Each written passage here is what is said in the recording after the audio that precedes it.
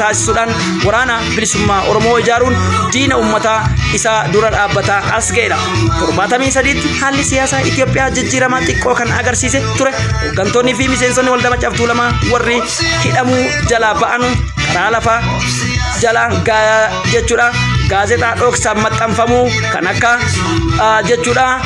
Kana beektuu fi The Oromo Voice Against jechuudha Trini jedhamutti fayyadamuun mata kakaasuu itti fufe jedha seenaan qabsoo bilisummaa Oromoo. Waraana bilisummaa Oromoo fi maqaan kan kenname 1973tti ta'uu fi namoota jalqabaa ABO hundeessan moggaasa waraana bilisummaa Oromoo kennamuu seenaan qabsoo'eera. Seenaan kun kan jedhu irraa 1973 keessa miseensota waldaa Maccaa Tuulamaatu seenaa kana keessatti waraana bilisummaa Oromoof Oromummaa keessatti gabbisuuf qoodni isaanii guddaa akka ta'ee fi kanneen keessaa jechuudha Kora Hussein Suraa, Elemoo Qilxuu fi hooggantoonni Oromoo biraa baay'een irratti hirmaatan qopheessan ABO'n kan hundeeffameef sagantaa siyaasaa kan barreeffame kora kanarratti fi ifa ta'uu isaa seenaan qabsoo bilisummaa Oromoo ABO goolaa fi gumbii kofa ABO keessatti barreeffamee jiru irraa hubataman. Kora kana irratti Harargee lixaatti hidhattoonni Tulluu Carcar irra qubatan akka Gobla waraana dhaabaa ABO'tti hammatamuudhaan maqaan isaanis waraana bilisummaa Oromoo WBO jedhamuun laatameef jedhama. Waraanni bilisummaa Oromoo kun Tulluu Carcar irra jiru hooggansa Hasan Ibrahim Jal Elemoo Qilxuu jedhamuun beekamu jala galee 1974tti sochiin gaarreen irratti babal'isee akkasumas kunis bulchitoota naannichaa biratti sodaa addaa uumuun kan malees seenaan mootummaa dargii waraana Itoophiyaa Jeneraal Geetaachoo Shibashiin durfamuu akka finciltoota kana dhabamsiisuuf erge fulbaana 1974 waraanni bilisummaa Oromoo kan jalqabaa dhukaasa moortariin waraana irroo irratti mo'ame. Lola kanaan WBO'n irra Ahmad Taqiif Elemoo Qilxuu yoo du'an loltoota WBO 3 qofatu lubbuun hafeet jira. Aasaa waraanni bilisummaa Oromoo gaarreen Oromiyaa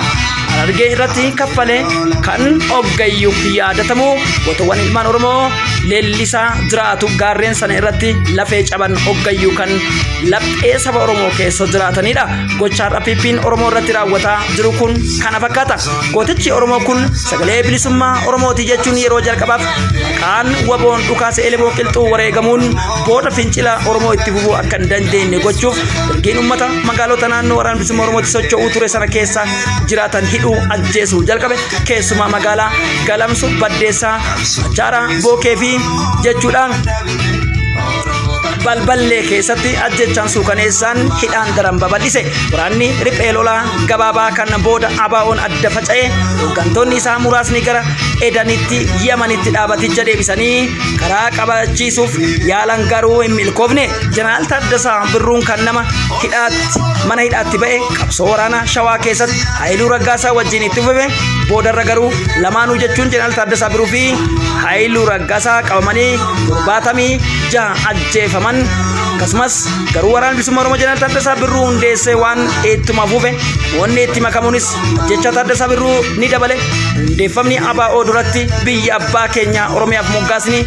dhaabbataan hin laatamne ture. Habashoonni tasumayyuu Oromoon akka biyya hin qabnetti hoggaa ibsan baristoonni Awurooppaa takki biyya ummata fuula gurraachaa yookiin Itoophis biyya jedhaman biyya ummata mammagaalanii biyya Oromiyaa biyya lafa Oromoo fi waan itti fakkaate jedhanii ibsu ture. ABO'n akkuma hundeeffame maqaa biyya abbaa isaa biyya Oromoo Oromiyaa jechuun moggaase raggaasise. Kun bu'aa qabsoo bilisummaa Oromoo ABO keessa isaan gafaati. Dargiin aangootti erga dhufe qabee Oromoof Oromummaa isa falmatu ittiin boonu hidhuu dararuu ajjeesuu kana qofa osoo hin ta'in kibba impaayiritti bitta kolonii Haile Sillaasee gara kan dargiitti tarkaanfatan sabboontoonni Oromoo labsii siyaasaaf dargii walqixxummaa jedhee karaa saaqetti hojimaatiin fulbaana 1974 hanga gurraandhala 77 kutaa Oromiyaa warreen akka Baalee, Arsii, Harargee, Shawaa, Wallagga keessatti gartuun hawwisoo aadaa Oromoo dhaabbatanii fi aadaa fi afaan Oromoo waltajjii baasuu fi tokkummaa Oromoo agarsiisuu tattaafatanii itti yaakaman. Yeroo sana ture sirbi tokkummaa Oromoo kan lallabamu eegale. Adaamaadhaan Naazreet jedhanii Tolosaa fi badhaadhaa Kiristinnaa kaasanii ilmaan abbaa tokko gargar nu baasanii sirbi jedhus waltajjii bara sanarratti sirbame sana ture dhuma 76 fulbaana hanga 77 gartuun hawwisoo aadaa Oromoo kutaalee 7 Shawaa Harargee Arsii Baalee Wallagga Iluu Abbaa Booraa fi Kafaa Finfinnee irratti walitti dhufanii sirba aadaaf doo'ii garaagaraa kan agarsiisan dargiin afaanii walqixxummaa lallaba ilmaan Oromoo jajjaboo eenyummaa irratti qooda fudhatan dhiphummaa yakkee hidhatti guuree kan jedhu seenaan bara dhuma 1976 keessa qotee bulaa Oromoo walakkeessa Oromiyaa dhiya Shawaa jechuudha waituma sanii ayyaana Oromoo kutaa garaagaraa irratti walitti fidu tokko bifa ayyaana buttaa bokkuu xuleetti qopheessan ayyaanni fakkaataa kun bokkuu xulee kutaa dhiya Wallagga Konyaa Gimbii ona Innaangooti kan bara jechuudha bara kana akka qopheeffamu seenaan ragaba kun immoo nafxanyaan ifa baasanii akka balaaleffatanii fi maqaa farra warraaqtummaa Oromoo irratti akka duulan taasise jedha seenaan barreeffamaan lallabe sababa kanaan ilmaan Oromoo dargiin galaafate keessa sabboontonni akka jechuudha Imiruu Ibsaa Birruu Warquu fi jechuudha Faaris Hirphaaf warra hedduutu ture 77 keessa koloneel Mangistuun baay'ee hammaatee dargiin dura afaan tola gara aangootti dhufe humnaan waan addaa Oromoo irratti raawwachuu isaatii wal qabsiisee yakki gurguddaan waa hedduu ta'e abaa'oon koraa hatattamaa taa'ee kora kanaan hoogganaa abaa'oo haareesse kana malees murtii hoogganaa abaa'oo marti akka dirree bahaa dhaqan murteessee taa'e ala kana keessatti baroo tumsa jechuudha jaarmaa abaa'oo jabeessee gadi dhaabuuf beekumsa kutannoo akkasumas ammoo addaa kan qabu gara dirree bahaatti imalee bilisummaa abaa'oo daran gabbachuu eegaluudhaan jaallan qabsoo isaa bariisoo waabee yookiin jaal magarsaa barii gadaa gammadaa goota bobbaas bultum galaasaa dilboo abboomaa mitikkuufaa dirree waraanaa seenanii bara sana obboleen coolataa Finfinnee dhumatti hafuudhaan bara 1978 haalli daran hammaannan dirree bahaa seenuu isaatu himama dargiin 1978 kana qabsoo bilisummaa Oromoo danquuf baajata biyyattii parsantii 70 waraana kanaaf oolchee ragaadha Abiyyi maal adda jira haala hin eegamne keessatti qabsoo irraa osoo jiranii qaaliiwwan har'a ija Oromoo dura seenan isaanii dhibee hin beekne baarootumsaa fi badhoo dachaas wareegamanii lubbuun darbanii gochi dargiin uummata Oromoo irratti taasisu barataa Oromoo dura dhaabbatee falmaa ture kan irratti dabballoonni dargii barataa Oromoo jibbu ija shakkiin ilaalu adamsanii ajjeesu hidhuu hiraarsuun irratti bobba'anii sanatu hima qabsoon Oromoo dhaamsuuf sabboontota Oromiyaa keessatti dhalatanis dargiin dhimma bahuu turus seenaan ibsee Mangistuu Hayilamaariyaam 77 kaaba irraa qubattoota 25,000 Oromiyaa keessa qubsiise qubattoonni kunneen har'a wal horanii Oromiyaa keessa kan jiraataniif miliyoonota ta'an bakka jiran maratti miidhaa Oromoo qofa irratti xiyyeeffatanii dalagaa jiru dargiin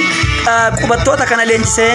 hidhachiisuun sochii abaa'ootti gufuu cimaa akka ta'an dhimma itti baate qubattoonni kun Gondar Tigraay kaaba Amaaraa fi Walloo irraa guuramanii dhufutu himama qubattoonni bara 1979 namoota 25,000 Wallagga 15,000 Baalee ennaa qubachiisu bakka kutaa biroo bifa fakkaatan qubsiise hidhaan daranuu dargiin hammaachuudhaan 1979 gameeyyii hedduun guuramanii hidhatti naqaman osoo hoggana miseensa abaa'oo Finfinnee dabalatee magaalota keessaa guutaman hidhaman labsii hoggana miseensota hatattamaa abaa'oo yookiin Oromoo Natsaawicii balleessaa jedhuun gaazexaan Addis Zaman Ebla 24 1971 akka lakkoofsa Habashaatti maxxanfame irratti hooggantoonni farra warraaqsaa 9 qabaman jechuun baase hooggantoota qotee bulaa Oromoo irraa jecha miidhaa gaggeeffame ragaa ba'a namoonni maqaan isaanii dhaaman kunis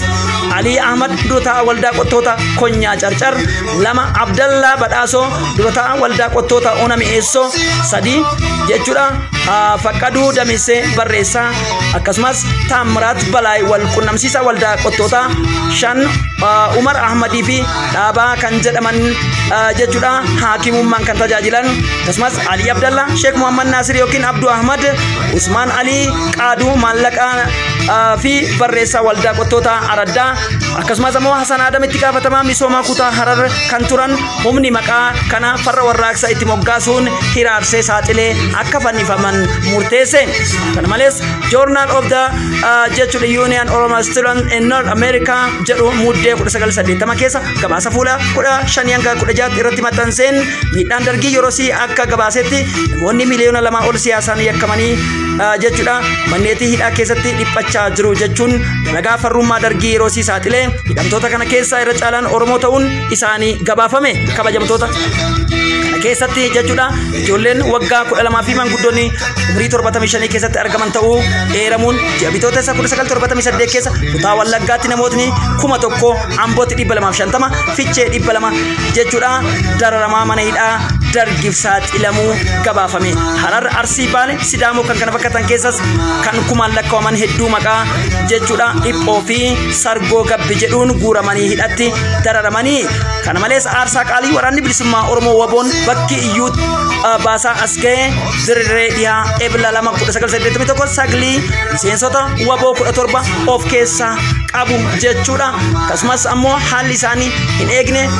muddee 22 warri hojiif karaa gidaamii seenan baasaglii fi akkasumas ammoo dabballee saglii dabalatee jaallan 8 shira diinaatiin summii nyaachifamanii namoonni 7 yommuu du'an jaal Daawud Ibsaa summii sanaan